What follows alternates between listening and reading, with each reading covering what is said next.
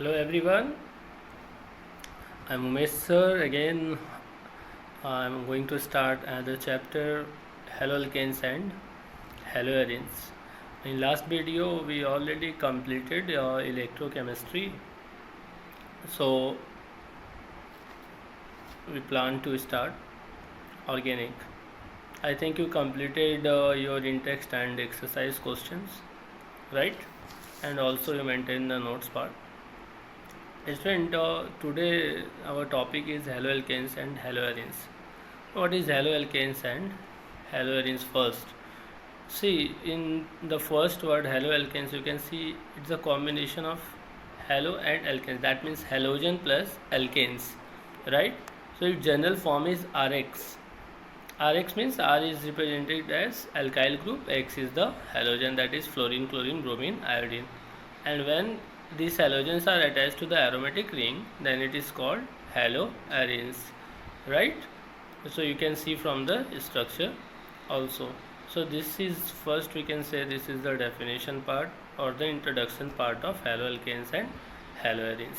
Now after this introduction, there is a classification of haloalkanes and haloarenes.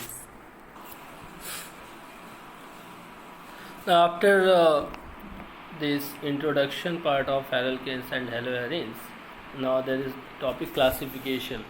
See, first of all, the classification is based on the basis of number of halogen atoms, right? It's very simple. If one halogen is only attached, we use the prefix mono. If two, then di. If three, it is tri.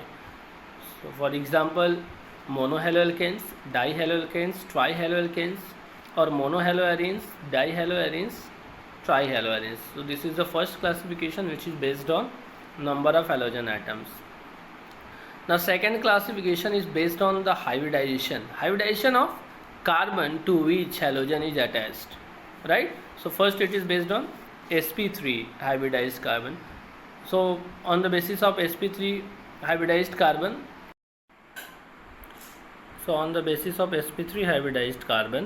first it is classified into primary, secondary and tertiary alkyl halide. If the carbon to which halogen is attached, if one more alkyl group is attached, then it is said to be primary. Second one, the carbon to which halogen is attached, if two different alkyl group is attached, then it is called secondary alkyl halide. And if three different alkyl group are connected to the central carbon, then it is said to be tertiary alkyl halide. Student, these classifications are again going to repeat in alcohol, phenols and ether chapter. The same classification in respect to alcohol also. Only the word is going to change. Instead of primary alkyl halide, it is going to be primary alcohol. Secondary alkyl halide, it is going to be secondary alcohol. And tertiary alkyl halide is going to be tertiary alcohol. So student, if you complete this classification in a proper way, so you can apply to the next chapter also. So try to complete properly. Now second, which is based on sp3 hybridized carbon, is allylic halide. Now when the halides are, or alkyl halides are especially called allylic halide, so these are the compounds in which the halogen atom is bonded to an sp3 hybridized carbon atom next to carbon-carbon double bond. If you see the hybridization of carbon to which halogen is attached, that carbon is connected to single bond. Student, in class 11 you already covered the hybridization portion, that how can we find the hybridization of any alkane and alkyne. So in most probably we can say all the alkanes are, or all the carbon which are connected to single bonded are called sp3, which are connected to double bond are called sp2, and which are connected to triple bond are called sp, right? So yeah, very simple, you can identify this carbon is sp3 hybridized carbon, but it is connected to the next to double bond, right students? So this kind of halides are called allylic halides. Now the third one, again where the central carbon or the carbon to which halogen is attached is sp3 hybridized. But why it is called benzylic halide? So this is the definition. These are the compounds in which the halogen atom is bonded to an sp3 hybridized carbon atom next to an aromatic ring. Students, these words are very much important. If you not use this next to carbon-carbon double bond in allylic or next to carbon atom next to aromatic ring, so the definitions are not going to be correct, because if you write on the benzene ring, the type is going to be changed. Attached to the doubly bonded carbon atom, here also it's going to be changed, means it belongs to the next category. Okay students, so whenever you write the definition, you write the proper way, that you have to mention that the halogen atom is attached to sp3 hybridized carbon atom next to like carbon-carbon double bond, and in benzylic halide that halogen atom is bonded to an sp3 hybridized carbon atom next to an aromatic ring.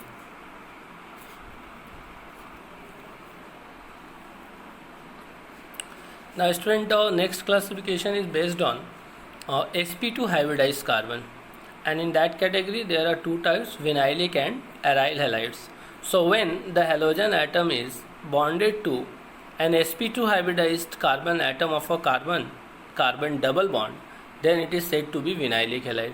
Student, you can see from the given example that here the halogen is attached to the carbon which is directly bonded to the double bond, and the second one is aryl halide, means if the halogen's atom is bonded to the sp2 hybridized carbon atom of an aromatic ring, then it is said to be aryl halide, or simply the haloarenes.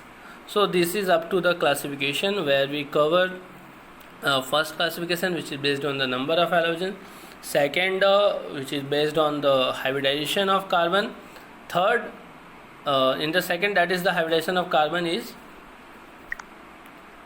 sp3, and in the third the hybridization of carbon is sp2.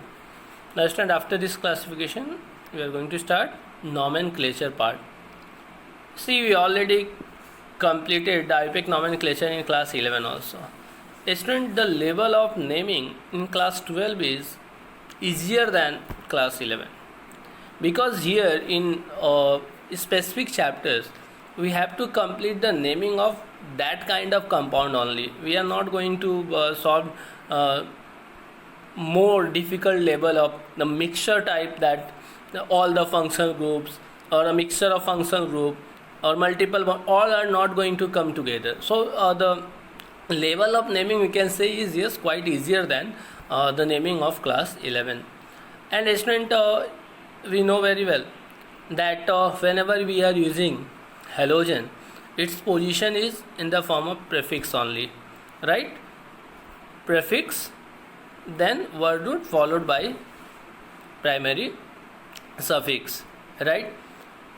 So student, here during the naming we follow the alphabetical order also, right? If only one time halogen is attached, then we just simply put its position, then its name, like for bromine it is bromo, for chlorine it is chloro, for iodine it is iodo, for fluorine it is fluoro. So if it is once it is present in any open chain, right, if it is in the terminal, then obviously its position is 1, and if it is in between the carbon chain, then we always follows the lowest locant rule, means the side from which it gets the lowest position. Okay students, and now when it is more than 1, right, 2 times or 3 times it is present, then in that situation we follow the lowest sum rule. Okay student, and for 2 times of any group we are using the prefix di, for 3 times it is tri, for 4 tetra, and so on. So we can see the following examples, like 1 bromopropane, then 2 chloropropane, then 1 chloro, 2 methyl propane, then regarding that aromatic ring, that is bromobenzene, 1,3 dibromobenzene, 1,3,5 tribromobenzene. Student, in aromatic, you know very well, the position of 1 and 2 is called ortho, the position of 1 and 3 is called meta, and the position of 1 and 4 is called para position. Okay students, I think it's clear to you.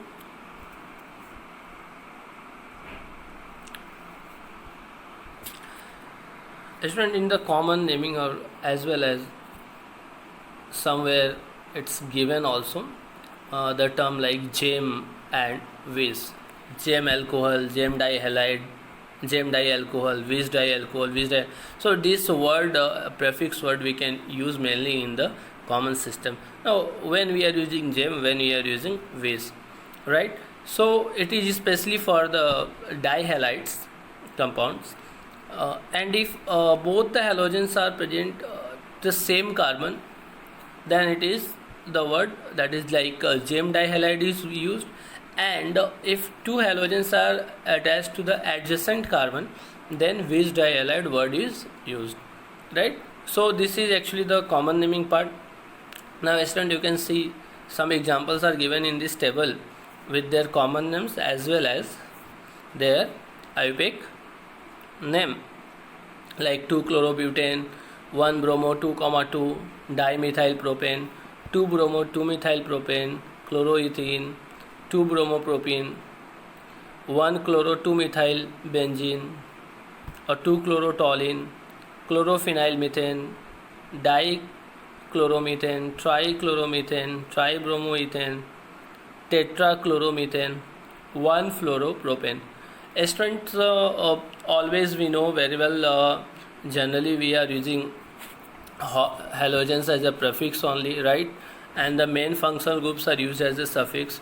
And when there are two functional groups present, then in that situation, according to preference series order which we completed in class 11, we treated one of the functional group as the main functional group and other as a primary functional group.